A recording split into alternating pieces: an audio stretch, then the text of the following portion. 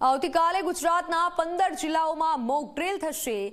કેન્દ્રીય ગૃહ મંત્રાલય અનેક રાજ્યોમાં મોક ડ્રીલના આદેશ આપ્યા છે। આજે કેન્દ્રીય ગૃહ સચિવ સાથે તમામ રાજ્યોના અધિકારીઓની બેઠક। ગાંધીનગરથી મુખ્ય સચિવ સહિતના અધિકારીઓ જોડાશે।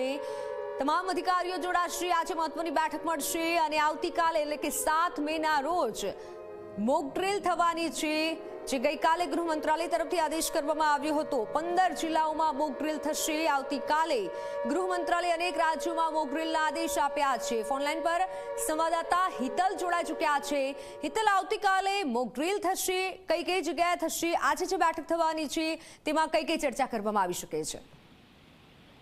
જી મિત્તલ, ચોક્કસ એવું કહી શકાય કે જે પ્રકારે ભારત પાકિસ્તાનની તંગદિલી વધી રહી છે અને ક્યાંક ને ક્યાંક યુદ્ધની પરિસ્થિતિ નિર્માણ થઈ છે, તેના પરિપ્રેક્ષમાં આજે કેન્દ્રીય ગૃહ મંત્રાલય દ્વારા દેશભરમાં એક વિડીયો કોન્ફરન્સ દ્વારા બેઠક થવાની છે અને એમાં ક્યાંક ને ક્યાંક જે પ્રકારે ગઈકાલે મોક ડ્રીલના આદેશ આપ્યા હતા એ અંતર્ગત ગુજરાતના 15 જિલ્લામાં મોક ડ્રીલ યોજવામાં આવશે।